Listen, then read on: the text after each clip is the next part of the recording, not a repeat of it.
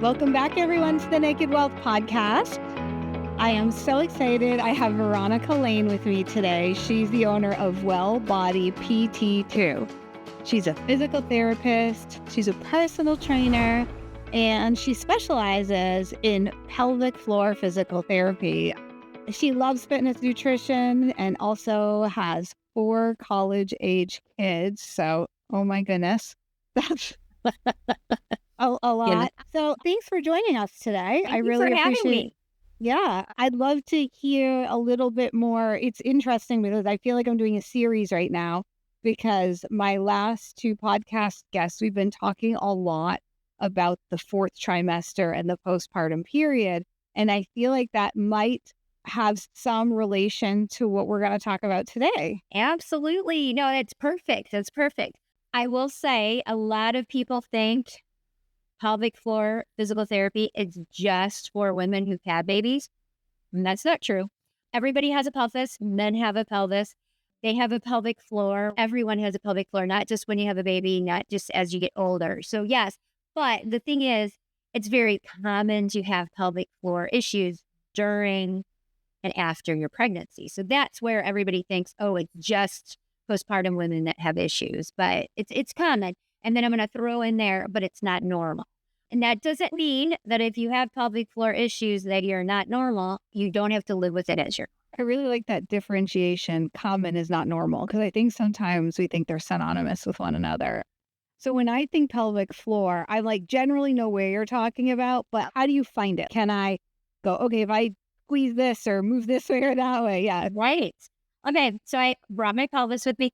So your pelvic floor are 3 layers of muscles that connect from the pubic bone to the tailbone. So right here, you can't see them. Okay. They're internal, but they're very important. They control the opening of your urethra so you can urinate, the opening of your vagina, and your anus so you can have bowel movement. So that's right there, bowel and bladder. And they're also the floor of your core. So along with your diaphragm, your abdominal muscles, your back muscles, they form your core. And then these little bitty muscles are actually the floor, the foundation. So they hold all of your pelvic abdominal organs in. And then they also play a really big key role with deep diaphragmatic breathing. So with your diaphragm, if we did a side view, these muscles would contract and relax with each deep diaphragmatic breath.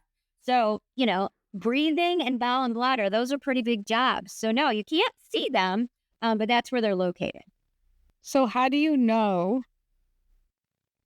aside from, you've had 4 babies, that you talk to other women, you kind of know for females what the issues are after giving birth and while pregnant and indicative. But outside of that, in terms of men or women who haven't had children, what are some other clues that you may have a problem and need some work on your pelvic floor? Absolutely. So it's the same issues. So again, it's not just women who've had babies that have issues. So incontinence, that's leakage of urine. That is, if you are not on the toilet trying to urinate on the toilet and urine comes out of you, that's leakage of urine. It should never happen with laugh, sneeze, cough, jump, picking up something heavy. It should not happen on the way to the bathroom. So I've treated women of all ages who've had lots of babies, had 0 babies, and men with incontinence. So stress and urge incontinence. Urgency frequency. So having to go to the bathroom constantly, every 15, 20 minutes. Or when you do have the urge to urinate, you have to run to the bathroom because it's so urgent. Men, women of all ages have that issue too. Pain. You can have pain from anywhere from your diaphragm to your knees that can be coming from the pelvic floor. Pain with intercourse is never, ever normal. Again, a lot of times, it's normal after you have a baby, or it's normal as you get older. Or for men, that's normal with prostate issues. No, it's never normal. So that's something we can address. And then constipation. Unfortunately, so many people are put through so many tests and everything's going to be abnormal. Oh, I don't know what's wrong. And their muscles are not working correctly. Typically, they're too tight. If these muscles are too tight around that opening, you're not going to be able to have a bowel movement. So constipation, you can also have fecal incontinence. And then prolapse. And prolapse are any of your organs, pelvic organs that drop. And typically for women, it's dropping into that vaginal wall. Most common are the rectum or the bladder to fall. And then you feel it as like a bulge, discomfort. A lot of women will describe it as if you put in a tampon wrong, that feeling there, or it feels like you're sitting on a golf ball. Or a lot of times women will just be cleaning themselves and they feel this kind of a bulge and they're like, okay, what's that? So that's prolapse.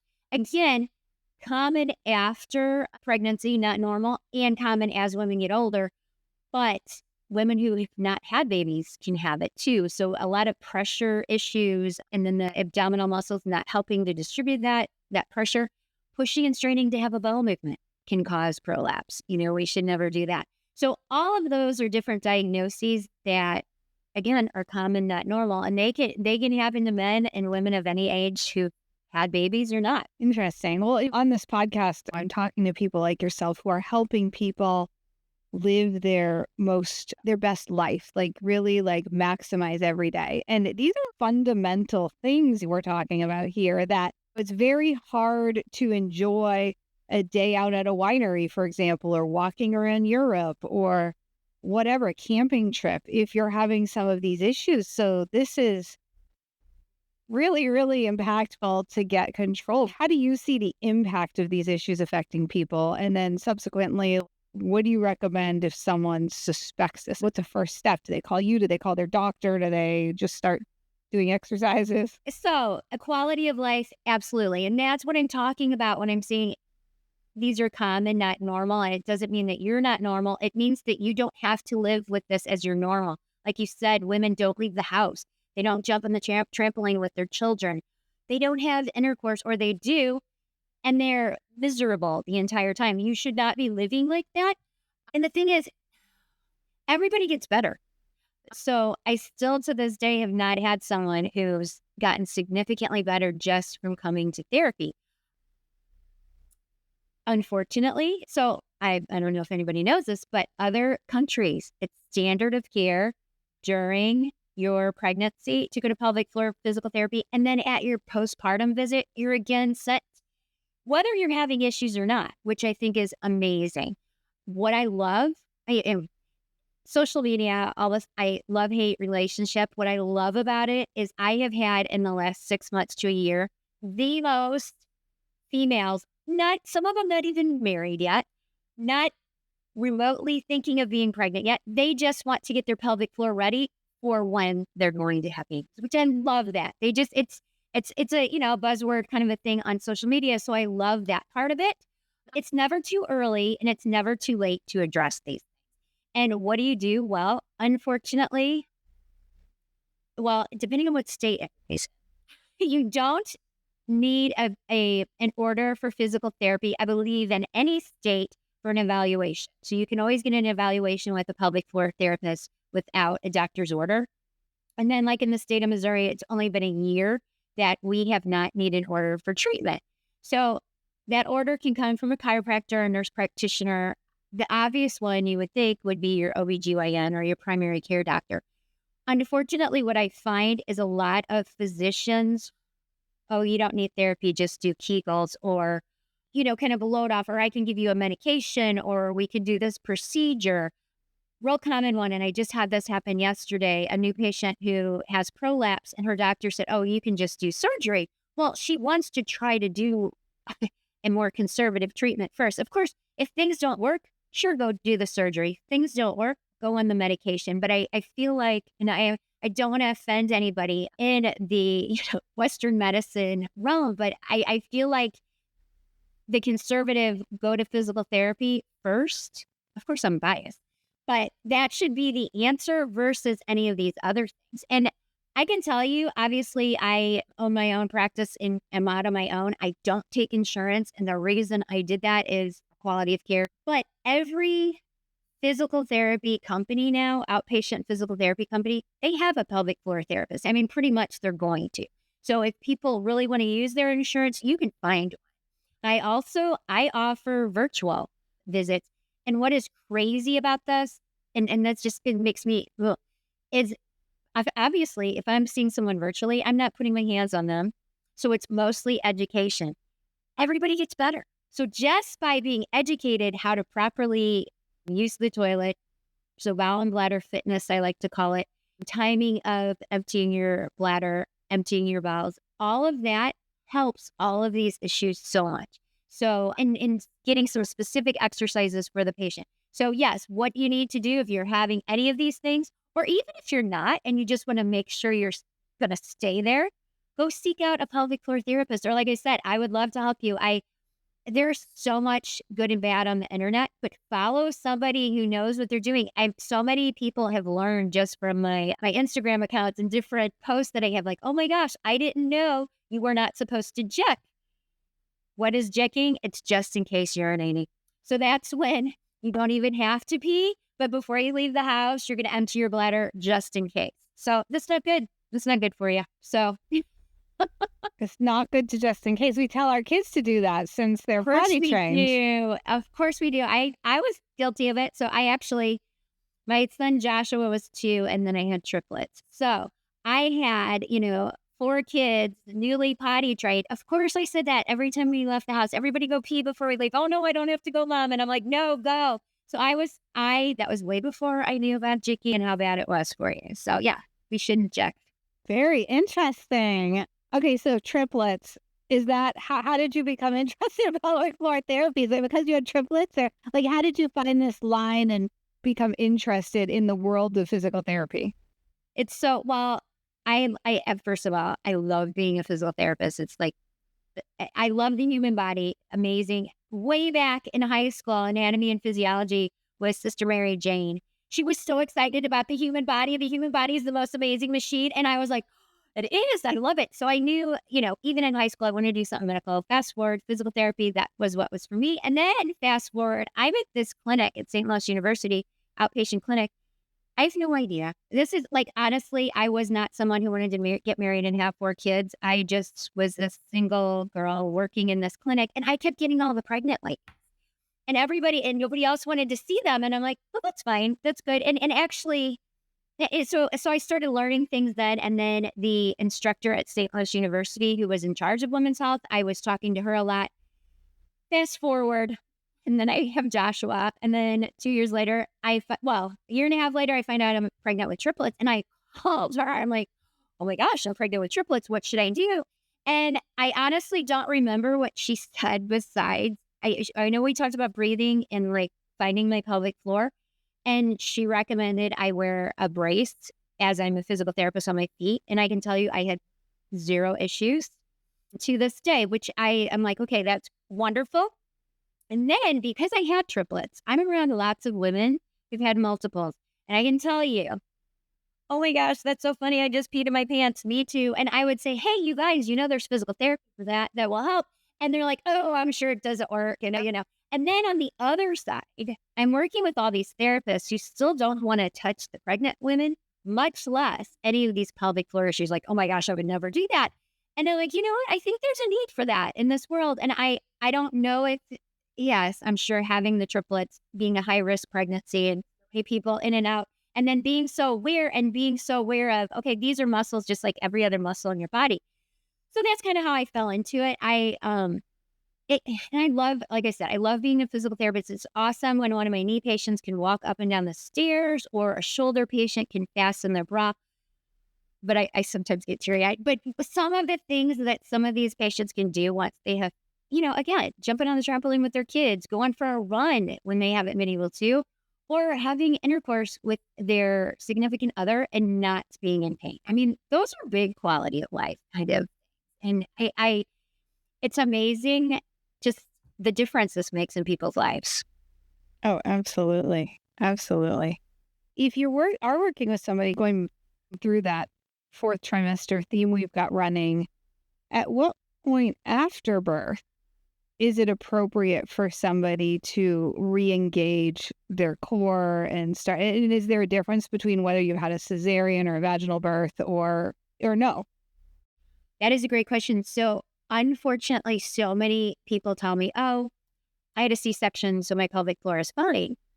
wait a second, you just carried a baby for however many months, and all that added pressure from the weight of the baby down on all of these organs, and the pelvic floor is that foundation that was holding everything in.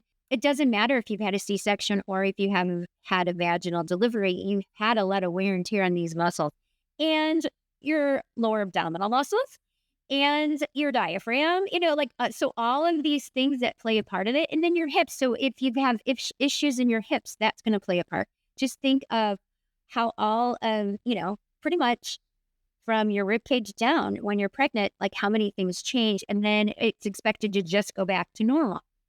So it really doesn't matter. Ideally, in the ideal world, it would be lovely if every woman during their pregnancy came to pelvic floor therapy, because you could learn things to do right. I mean, the day you deliver, deep diaphragmatic breathing is huge. So that's something you can start right away. And then within the first week, finding that pelvic floor, it doesn't matter if which kind of a delivery you had or what kind of complications you had, but being able to contract and being able to relax your pelvic floor, that's really huge. And then within the next week or two then following, finding your lower abdominal. So we're working on breathing, we're working on finding our pelvic floor, we're working on lower abdominal work, just finding your TA, belly button to spine, just that stuff is great. Pretty much right away.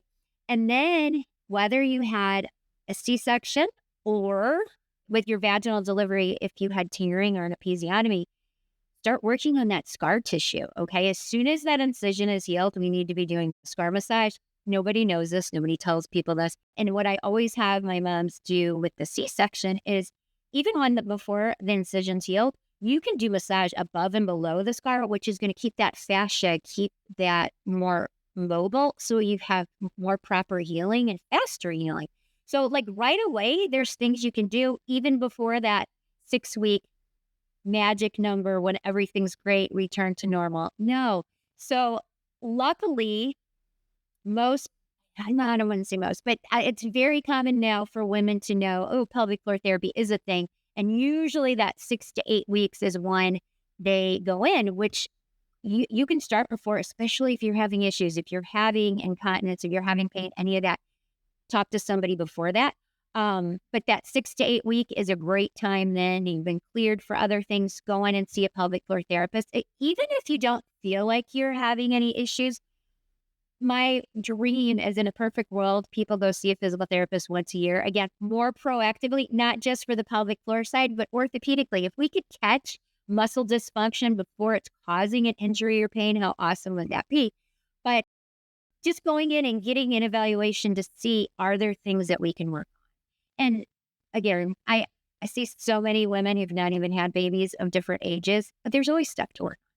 It's important that people have financial abundance so that they can go see a physical therapist and private pay, somebody that they resonate with, so they can see a regular therapist more for your mental health or a functional health practitioner, but that you can maintain not just a lifespan, but a health span. And I'm really passionate about that and working with my clients so that they have access to have a wonderful health span.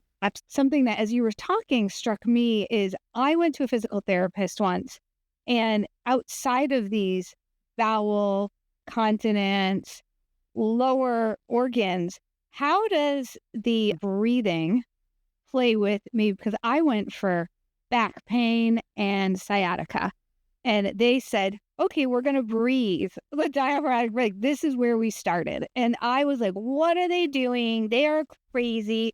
But then I thought they must not be crazy, because the things they told me to do were the breathing. And then I talked to someone else who went there, and they're like, they told me to do breathing. And I'm like, okay, there's got to be something to this breathing thing.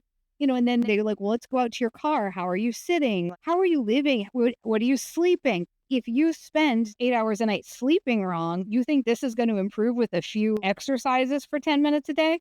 My mind was blown. But I'm curious if you could explain maybe how breathing and learning and improving your pelvic floor and your core through those baby steps might actually be more foundational to someone with back pain, knee pain, shoulder pain, hip pain, as opposed to just going straight to moving your arm or your leg or whatever the actual injured body part is. Oh, absolutely. So unfortunately, and I'm just going to preface, insurance won't pay for a lot of out of education. So on the insurance-based therapy side, a lot of times that's left out because insurance won't reimburse it or it's not reimbursed high enough. So that's another reason that I can do I'm old school. I mean, way back in the day, in my early days of physical therapy, I could spend as much time with my people as I wanted, do whatever I wanted. So it doesn't matter what I'm seeing someone for, what part of the body. We do a lot of education on posture, body mechanics, all of that. And I can tell you, I breathe with every single person. Even my personal training clients, we learn how to breathe first. I mean, think about how important that is. You're going to be exercising. You need to learn how to breathe. And I can tell you, just if I was going to generalize, at least 60 to 70% of my people, it's so difficult for them to deep breathe. Everything's up in the chest. Well, why is that? Because we're stressed and tense and all of those things. So again, why isn't this taught in preschool to tell kids, teach children how to breathe and then throughout our schooling lives? But breathing is it's for any person. And a couple of things that I think it plays a part in is when you deep diaphragmatically breathe, you stimulate your vagus nerve, which automatically sets you onto the calm side of your brain. So it doesn't matter if you have an injury, if you have pain, any of these things, it's going to get you out of that, this is awful state to more of this relaxed state. I mean, I tell people all the time, if everybody would just deep diaphragmatically breathe, I feel like we would have so many less issues as far as disease and pain and injury in our lives. Because when do we get injured too? When we're stressed and tense and then we get injured. So if we can learn how to breathe, it would help. There are some great resources out there. I'm going to give a plug for one of my great friends who's she's a physical therapist. Her specialty is breath work, Ashley Kumar. She's amazing. I mean, that is her thing. She teaches people how to breathe, and I've learned so much from her. But breathing is the basic. And then on top of that, again, I'm very biased, but if you think about it, your pelvis is the foundation of everything. So if your pelvic floor and your pelvis are not stable, and then you start, doing deadlifts or squats, and you don't have that stability here, you're just setting yourself up for lots of injuries down the road. And that's where, again, as a physical therapist who treats orthopedic patients and a specialty in pelvic floor, I'm always the hip, the pelvis, the core. That is huge for me. And if you've got that strong foundation, then you're going to be more stable and not have as many injuries down the road. Thank you for adding some wisdom to that school of thought, because I think it's coming up more and more. I knew there was something there when I was like, okay, this is so different. And again, it was somewhere that I specifically chose, came highly recommended. So Veronica, where can people find you in terms of your social media if they're interested in looking at your website or following you on social media? Yeah, thanks. So on Facebook and Instagram, it's WellBodyPT2. And then my website is wellbodypt2.com. All right. And I like to ask everybody about their favorite book because I'm a big reader. So what is your favorite book or genre? My favorite book by far is Relentless by Tim Grover.